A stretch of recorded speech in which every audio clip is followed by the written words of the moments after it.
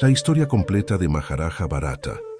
En las páginas sagradas del Srimad Bhagavatam, específicamente en el quinto canto desde el capítulo 7 hasta el 14, se encuentra una de los pasatiempos más profundos y aleccionadoras de toda la literatura védica.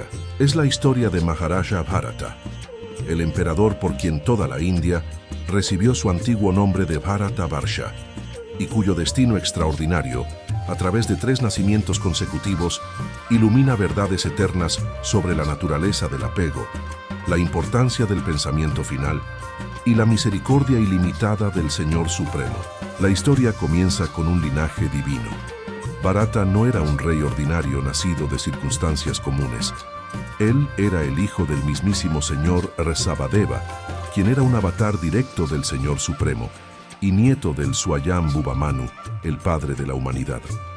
Desde su concepción misma, grandes sabios y videntes predijeron que este niño sería extraordinario, que su fama se extendería por toda la tierra y que su nombre permanecería inmortalizado a través de las edades. Los devas se regocijaron en los cielos cuando nació. Los Gandharvas cantaron melodías celestiales y los rishis vieron señales auspiciosas en las estrellas. Bharata creció bajo la tutela directa de su padre divino, Rishabhadeva, quien le impartió no solo la educación en las artes de gobernar, en el manejo de armas, en la diplomacia y la administración, sino también el conocimiento supremo del Atma Tattva, la verdad del alma.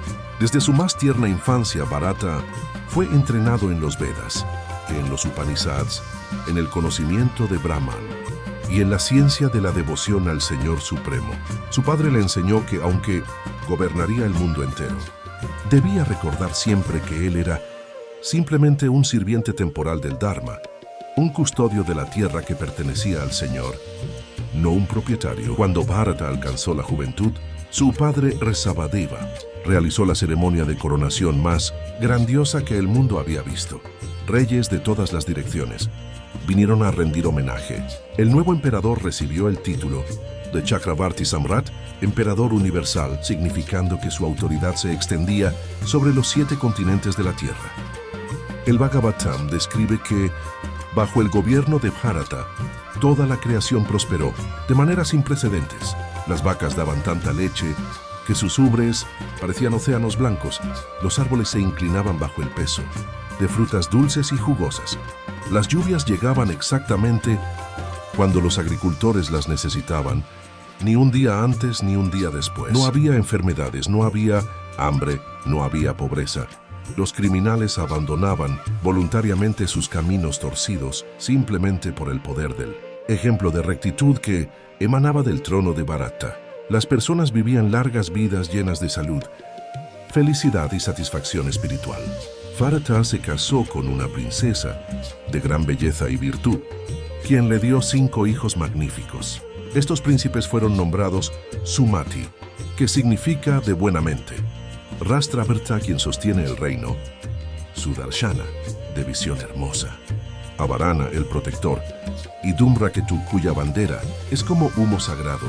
Bharata personalmente supervisó la educación de estos príncipes, entrenándolos no solo en las ciencias mundanas, sino también en el conocimiento espiritual más elevado.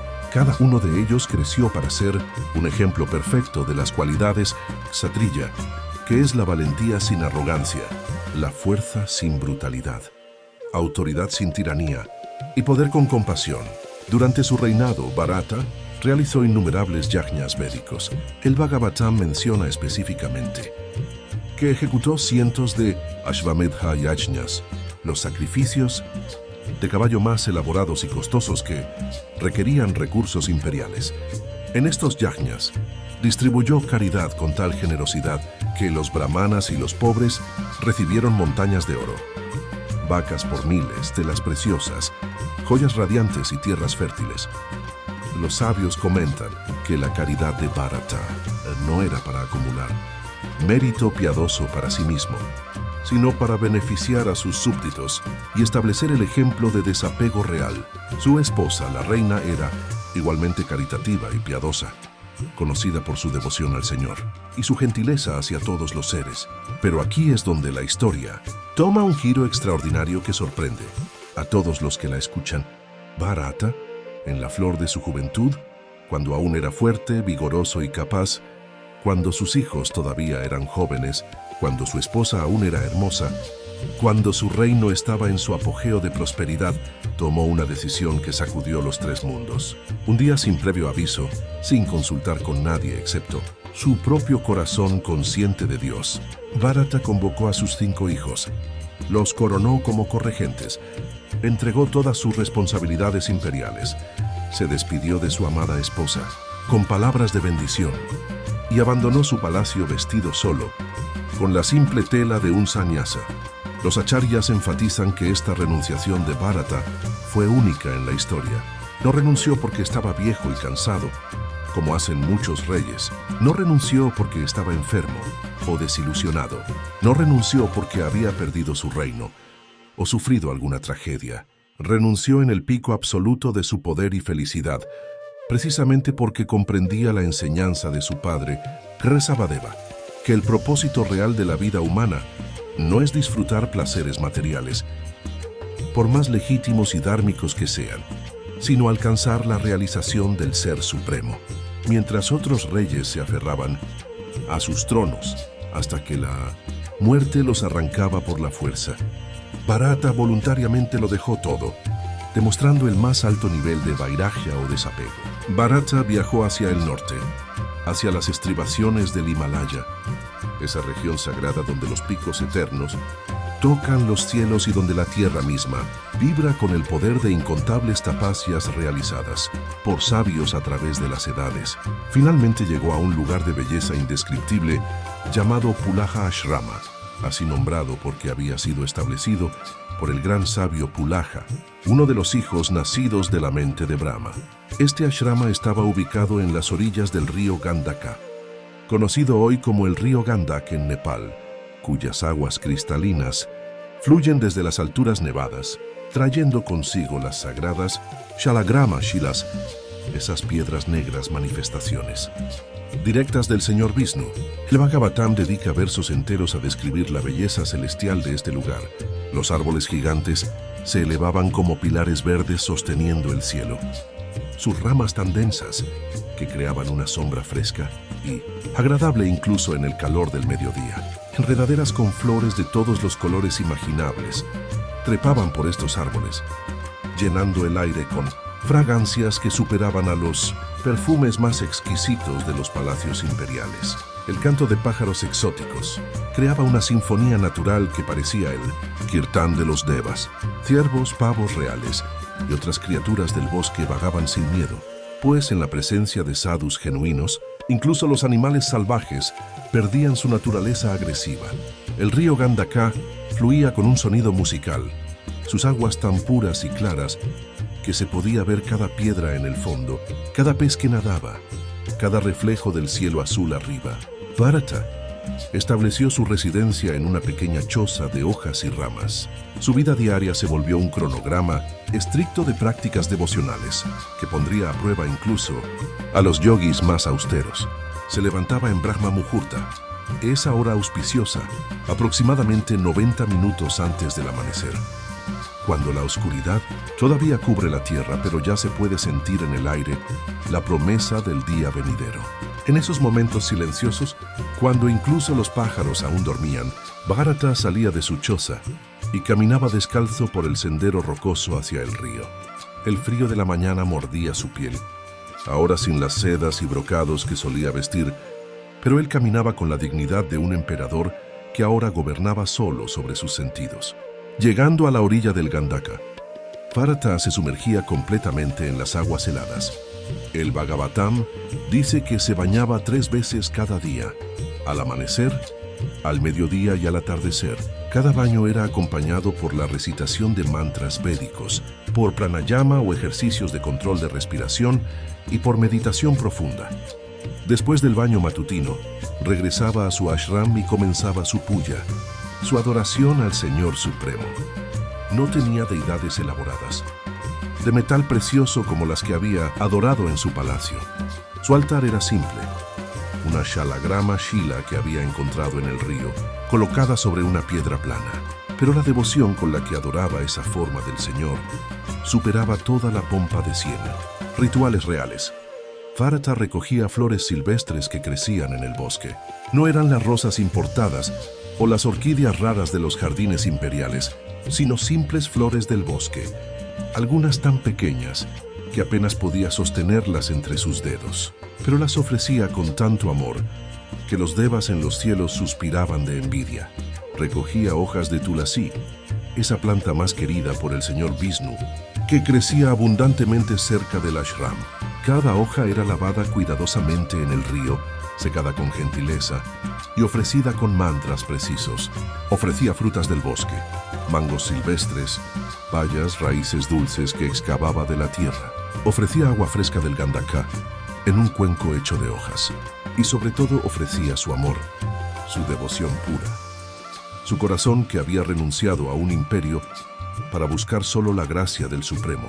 Después de la adoración matutina, Bharata se sentaba en meditación.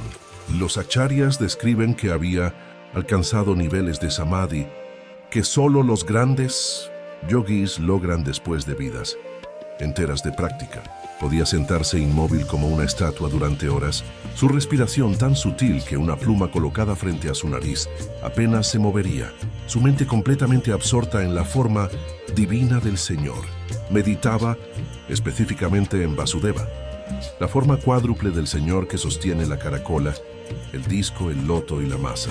En su visión interna, veía a Vasudeva radiante como millones de soles, sonriendo con compasión infinita, sus ojos de loto mirando directamente al alma de Bharata con un amor que derretía todo sentido de separación.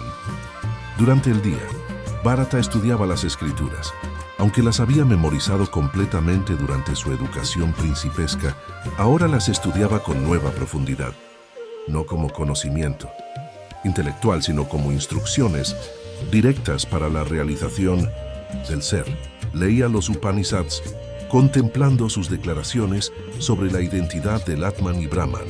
Leía el Rig Veda, el Samaveda, el Yajur Veda y el Atharva Veda, encontrando en cada mantra referencias veladas al Supremo Señor personal.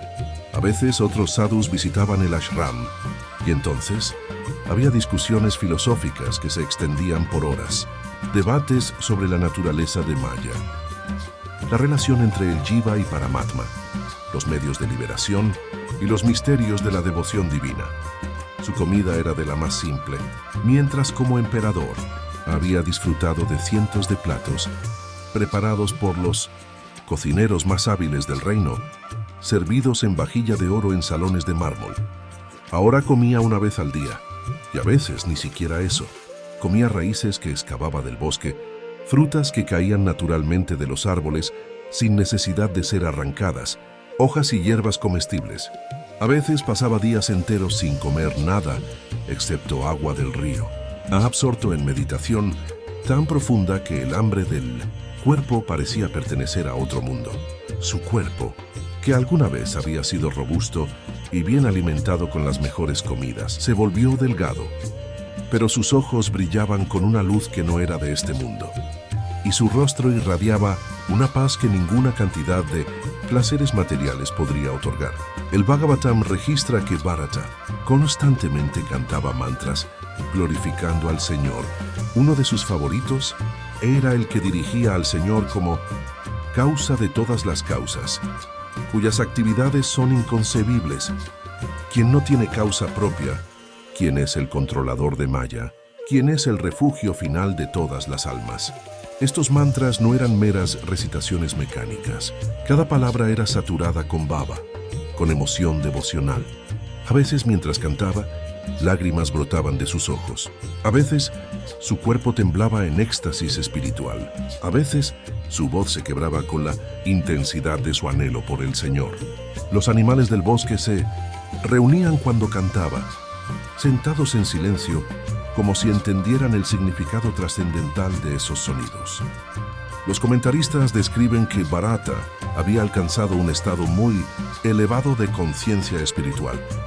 Vishvanatha Chakrabarty Thakura explica que estaba en la plataforma de Brahma Bhuta, establecido en la comprensión de Brahma, lleno de bienaventuranza espiritual, libre de lamentaciones y deseos materiales. Ramanujakarya comenta que había logrado el estado de Prasannatma, el alma completamente complacida, donde los dualismos de felicidad y aflicción, calor y frío, honor y deshonra, ya no causan perturbación. Madhvacarya señala que su jnana o conocimiento era perfecto, su vairagya o desapego era casi completo, y su bhakti o devoción era genuina. Casi completo, dice Madhva, porque como los eventos subsiguientes demostraron, quedaba una mancha sutil, un apego residual que aún no había sido purificado completamente. Años pasaron de esta manera. El Bhagavatam no especifica exactamente cuántos, pero los acharyas estiman que Bharata vivió en Pulaha Ashrama durante varias décadas, dedicado completamente a su sadhana espiritual. Su fama como un Mahatma se extendió.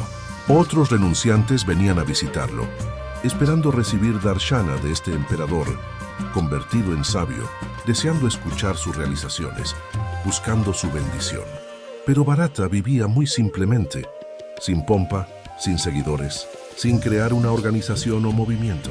Simplemente existía en su práctica personal, día tras día, mes tras mes, año tras año, acercándose cada vez más a la meta suprema de la realización de Dios. Y entonces llegó el día que cambiaría todo.